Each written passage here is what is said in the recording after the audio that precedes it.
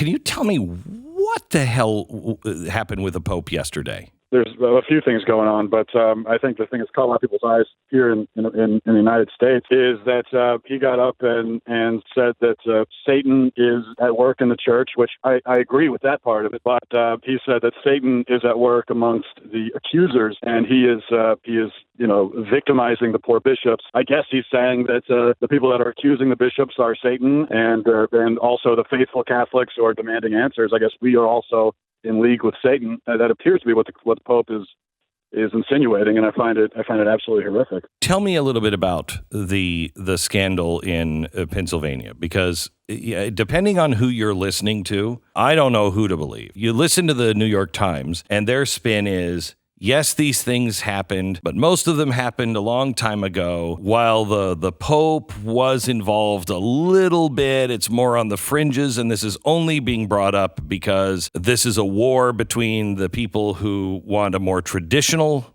church and, the people who agree with Francis. It's a very weird thing for, traditional, quote unquote, traditional Catholics like myself. It's a weird thing to see the media all of a sudden circling the wagons around the Vatican. It's just, we've never seen anything like this. Usually they're very eager to tear it apart. Blame the Vatican for anything. In Pennsylvania, you do have, you have the grand jury report from about a month ago, I guess now, which talks about abuses among priests and also cover-ups by bishops, and that dates back, it goes back I think 50 or 60 years, and much of it, a good percentage of those abuses were 20 years or more older, and so I guess some apologists are now using that as a reason to say, well, look, this problem has been contained since then, so this is old news. Maybe they could get away with that excuse if not for the fact that there has been this problem in dioceses across the country, and now they're talking about another investigation in New York, another one in New Jersey. And then on top of that, you have two other things as well. You've got Cardinal McCarrick, with the most prominent cardinal in the United States.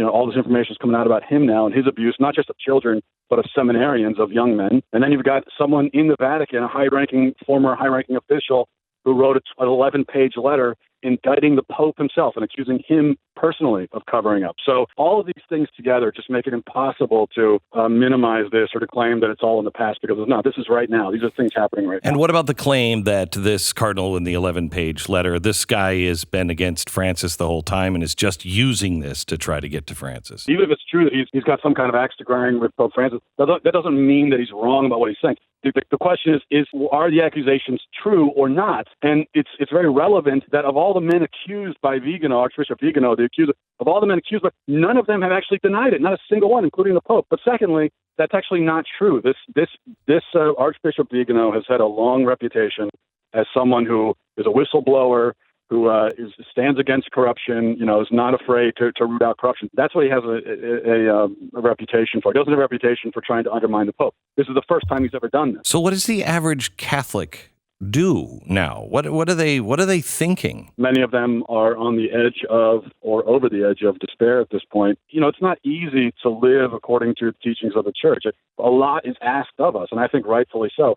But then when we look, and we're trying so hard to live according to these teachings and making all the sacrifices necessary, and then we look and we see that the people running the church don't apparently even care about these teachings at all. It's very deflating. But what I would say, as a Catholic, I'm not leaving the church over this.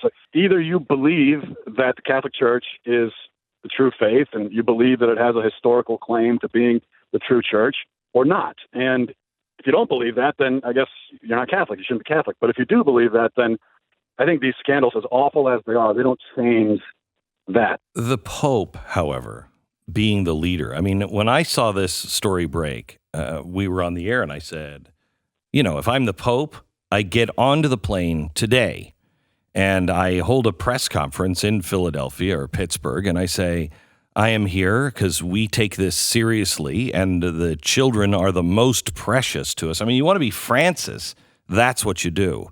And you hit it straight on.